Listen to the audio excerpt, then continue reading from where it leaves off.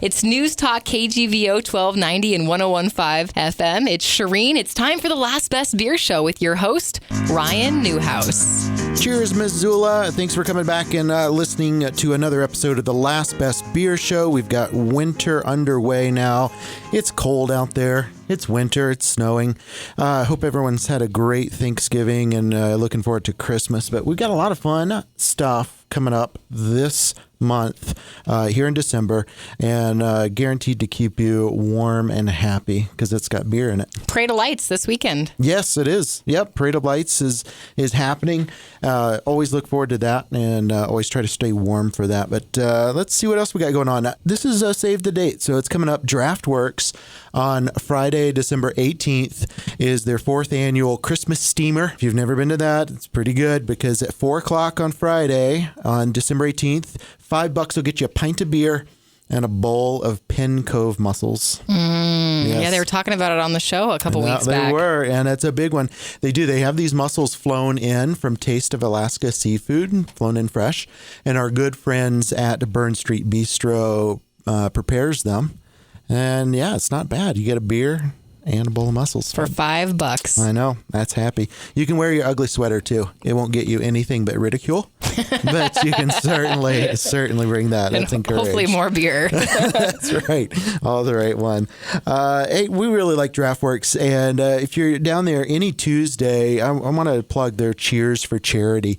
Every evening on Tuesday, they give 50 cents of each pint sold to a local charity. You can get on their website or Facebook page and see what charities being supported that way. But, 'tis the season for giving. Today, this whole week is called Giving Week. There you go. That's it. And we just had our Business and Brews, and it was all about giving and philanthropy and service and volunteerism. And our other friends at Bayern Brewing also does this. They do theirs on Wednesdays. It's called Beers for Benefits.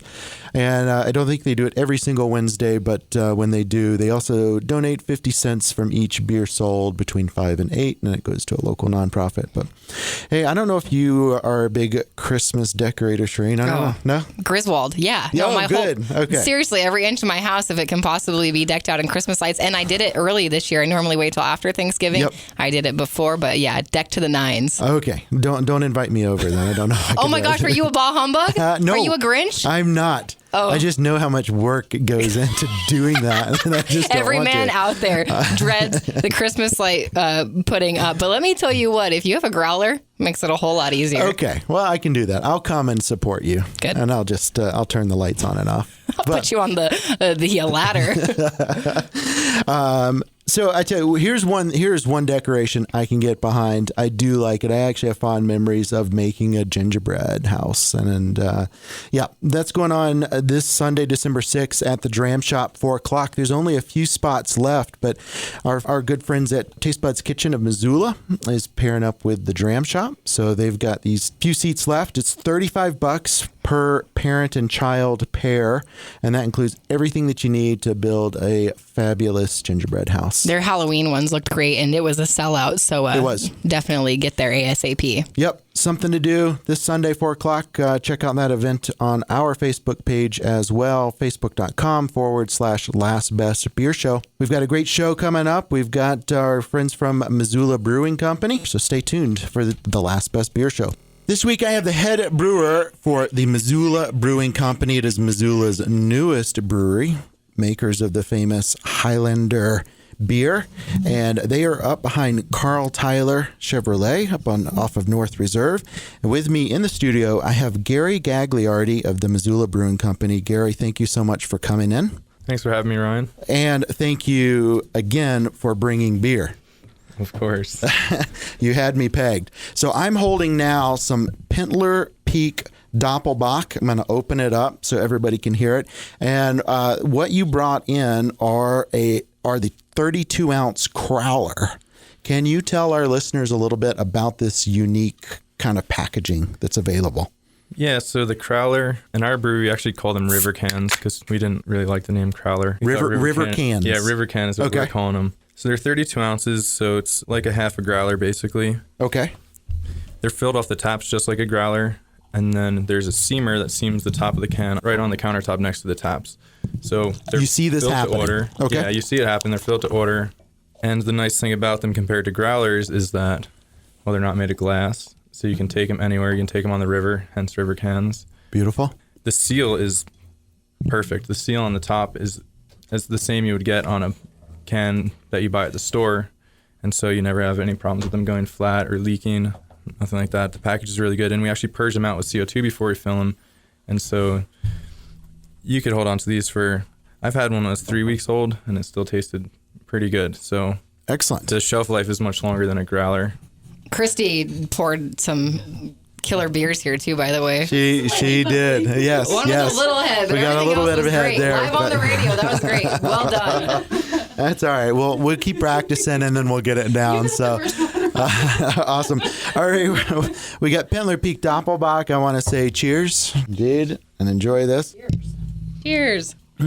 Okay. Oh, very nice. Very nice. Why don't you educate us a little bit about the Doppelbock style? Doppelbock is a traditional German style. It's stronger than your traditional Bock. Doppel, I think it means double in German. I but think don't speak so, German, right? But I always assumed it did. Well, I'm sure we'll get a listener call in and let us know if we're wrong. Yeah. It's okay. So the alcohol is a bit higher. This one is about 7.5%, which is right on actually the lower end, because they can go up to 8.5%, 9%. Some of them, they're usually pretty dark. Really malty. They always have a sweetness to them. You try to balance it so it's not too cloying, but they can be even cloyingly sweet beers. They're a nice beer for the winter. They'll warm you up. Yes. And being a lager as opposed to an ale, so the lagers aren't often very hop forward or any of that bitterness. So you're already dealing with more of a malt-based beer. And so you want to balance that out, not with bitterness of hops, but just, again, not being cloying, but being an easy drinker. Is the Doppelbock, now our listeners can't see this, but it's a nice, rich, darker color. I would compare it to what a porter would look like. Of course, porter being an ale, but is this the standard color, a darker beer or Doppelbocks? Yeah, Doppelbocks generally are darker than the other Bock beers. This one might be a touch darker than your average, but it's in the range of normal, I would say. Okay. It's fantastic. Highly recommend you getting down to the Missoula Brewing Company. And let's talk about what you're doing there at the Missoula Brewing Company. How long have you been in Montana yourself? I've been here not even a year yet. I came in March. In March. And most recently, did you come from Stouts Brewing? Is that correct? Pennsylvania. Ah, see. All right, Pennsylvania. And which you were telling me is a pretty traditional German brewery that's a lot of lagers. At Stouts, we made a lot of traditional German lagers. Made ales as well, but some of the best beers we were making, some of the stuff we were known best for was a Pilsner beer, Hefeweizen, Kolsch, and like a Bavarian Hefeweizen, not like American wheat beer that just says Hefeweizen on the label. Okay, right. The real stuff. Yeah. Know the difference.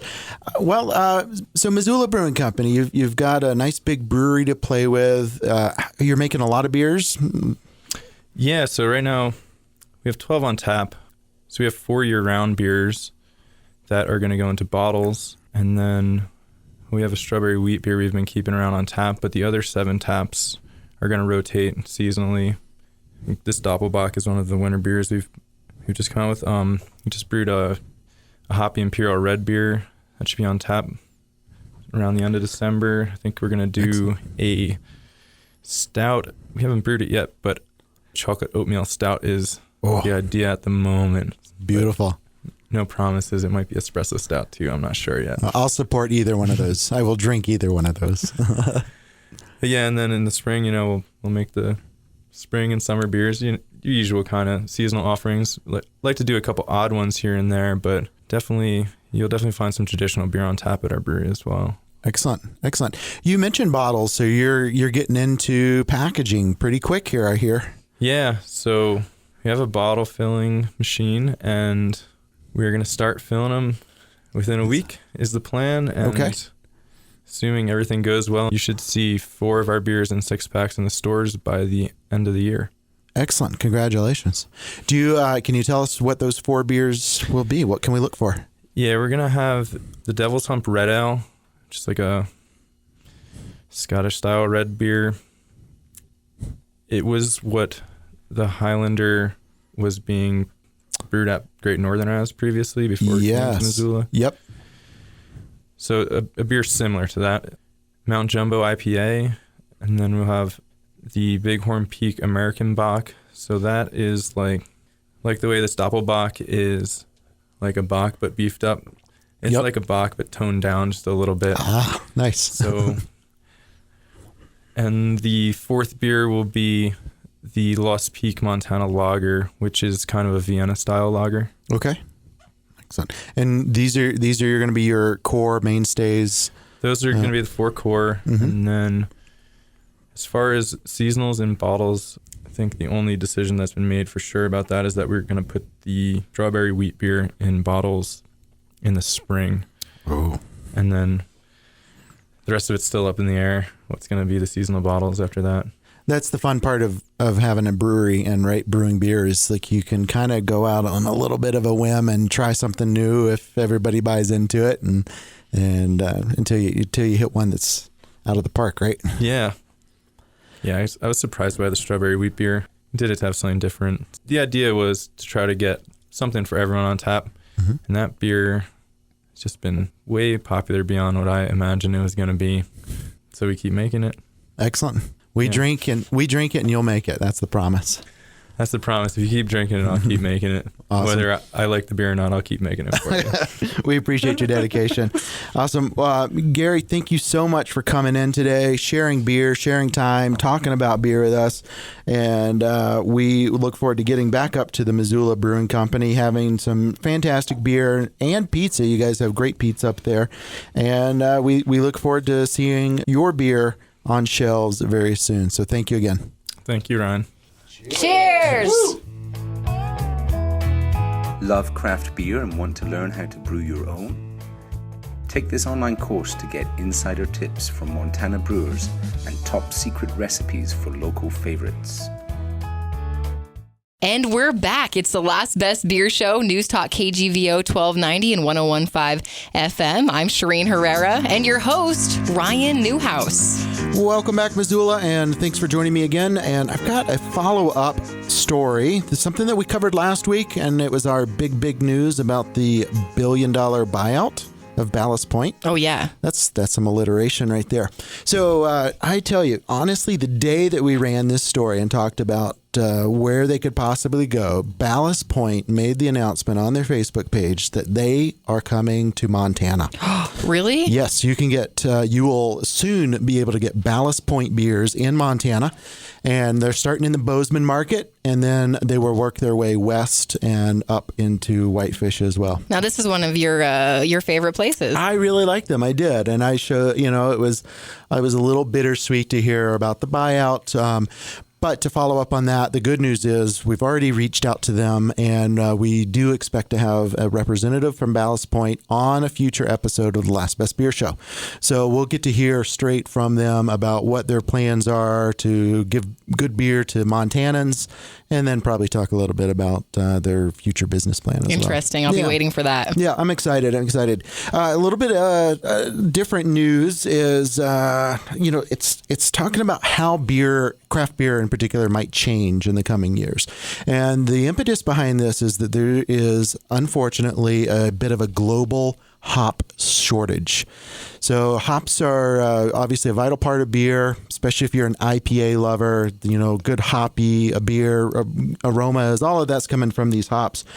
But they take time and space to grow. You can't just plant them and there you go. So the brewers, especially ones that have been heavy into IPAs, are facing these shortages that are coming up. Honestly, when these craft brewers are buying hops, they're buying like 3 years down the road. Not the hops they're going to use that year, but what they're going to use in 3 years. So it gets a little tricky. So there is a Craft Brew Alliance, and it's an organization, or it's actually a business that owns Portland's Widmer beer. and Red Hook and Hawaii's Kona. They're collaborative groups. They're really being hit hard with some of the hops that they can't get. So they're looking at how we can shift beer recipes to be more malt forward. So the barley that comes from that. Now, is there any connection with the shortage of hops and the shortage in aluminum with canning? Is there some kind of even worse looming on the horizon with that? Because we talked to the canners a few weeks ago. Yes, we did. It does sound a little bit epidemic like that. But they're, maybe the moral of that story is just to drink local, straight from the tap. And fortunately in Montana, where we grow 1 million acres of barley, we're probably going to be hit the least hard. But yeah, that'd be a good point to flesh out. But I don't know. I like a good IPA, but I would embrace this, honestly, if it was a little bit more malt forward. I'm all about the malt. Yeah, they're going to be great. And then you get different yeast strains working with the malts, because the malts are sugar, and that's how you can really change the beer. So I think that if anything, it's going to challenge our brewers to get more creative. They're not going to be able to cover up any flaws. That's one of the big, complaints about hoppy beers is it can cover up flaws that are in the beer. So people are going to really have to bring their A game. Does that mean my gingerbread beer may soon be on the horizon? That would probably it. I don't know where you could put a single hop in a gingerbread beer, but maybe the brewers out there, maybe Draftworks will figure it out, or Kettle House, or someone will. Byron. Yeah. So there you go. Let's brew us a gingerbread beer, and we'll see if it's any good or not. And of course, we'll talk about it here on the show. Of course we are. We are suckers for beer and free beer. And like we had with our good friends from Missoula Brewing Company, brought it in. I'm still enjoying that aftertaste. Oh man, that was too good. So that's what's going on. So watch out. We're gonna have malt beers, and we're gonna have a Ballast Point here in a future episode. We're looking forward to that. But very excited about our next guest coming up. So stay tuned. As you know, with the Last Best Beer show every week, I like to talk a little bit about beer and food. And this week's guest I have is Alex Frigerio, owner of Taste Buds Kitchen in Missoula. He owns it with his wife, Christine. Alex, thank you for coming down to the studio today. Hey, thanks for having me today. Glad to be here. So why don't you tell our listeners, one, where Taste Buds Kitchen is downtown, and a little bit about what you do there. So we're located at 131 East Main. We're just a block off of Higgins, a couple blocks down from the library. And you can't miss us. We have a big green awning outside. And what we do is we offer cooking classes for kids and adults, starting at age 2 and then all the way up to age 99. And we offer a ton of different types of events and classes and camps and all sorts of things. And we do cooking classes that are meant to be a great learning experience for both the kids and the adults, but most of all, they're meant to be fun. Excellent. Now, I can speak from personal experience. My 8-year-old daughter did a summer camp there this summer, and she has been cooking lots of great treats from that. She actually did a couple, and you did a fantastic job. Hey, thank you. Yep, that's the idea. We send them home, and they continue cooking when they get there. Awesome. So I wanted to talk to you today because you've got a couple of very cool events coming up that actually has a little bit to do with beer. And, of course, being the holidays, we've had Thanksgiving come and go now. And we're looking forward to what's next. And on December 6th at the Dram Shop, why don't you tell us about the event that you have going on there?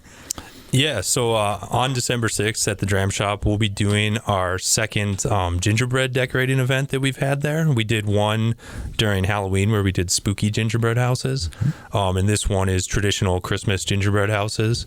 So families come in and they get to sit down, and we have a pre-made gingerbread house that we've stood up for them, and then we give them a bag of icing and a giant muffin tin full of candy that we refill as they use it. And the kids get to have a lot of fun and decorate their houses, and the parents get to sit back and have a beer and enjoy it as well. Awesome. So this is at the Dram Shop, correct? Correct. Yep. This one will be at the Dram Shop, and we do them at our kitchen throughout December as well. Okay. But we're going to kick it off with this one at the Dram Shop because the last one was just a ton of fun. I heard it was a sellout event there at the end, or pretty full for Halloween. Spooky. It was, yeah. Great. We ended up selling that one out, and it started out that we had a lot of spots open, but a couple days leading up to it, they were all gone. So it was a packed house. Everybody got their spook on at the last minute, I guess. That's right. There. Awesome. I mean, so how, if someone's interested in doing the Holiday Gingerbread House, how do they sign up and let you know that they're interested?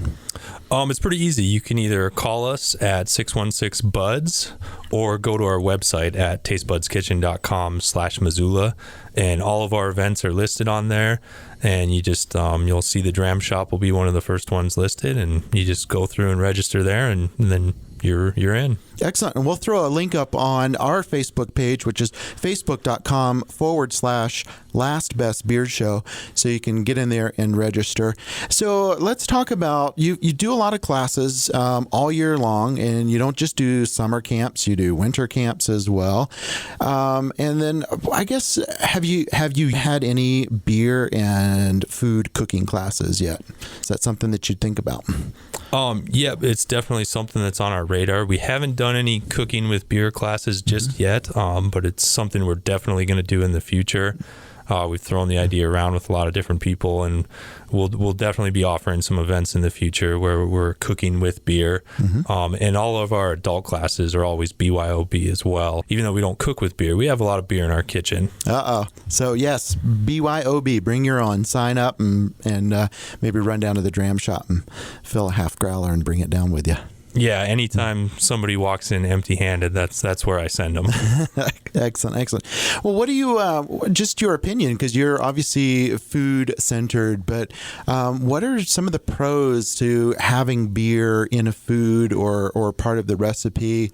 I don't know, this seems to be a growing trend, different ways that people can get creative, but is there anything that you can think of that is an appeal to find ways to put more beer into food and recipes?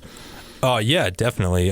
Flavor is the biggest advantage of it. You know, with the craft beer market here that we have in Missoula, you have so many different choices of beer and so many great flavors. And by adding those and incorporating them into your recipes, you get those great flavors in your recipes as well. So it's a really easy way to experiment while you're cooking and add different flavors and have fun drinking beer while you're doing it. I love it. I read a quote this week that said, I often cook with wine, and sometimes I even put it in the food. So it's sort of like you've got it out there, you open up a bottle, you got to save some for the recipe, but really it's just about having a glass of beer while you're putting together your recipe. With it being holiday season, Thanksgiving and Christmas and New Year's, where a lot of people are putting together some fancy spreads and hosting people, but everyone's looking for good desserts. And I noticed you guys were featured in the Missoula Independent as one of the dessert or pie features. Tell me about what you contributed to the Missoula Independent for that. Yeah, they gave us a call and asked us if we could contribute a recipe for that issue, and we sent them over our apple rose pie recipe. Oh, wow. Which is it's a big favorite in our kitchen, and I love it because it's really easy. The crust, it's a homemade pie crust, which is only 4 ingredients. It's easy to make. You know, we have kids of all ages in our kitchen making it all the time. And then you use the fresh apples, which are in season right now.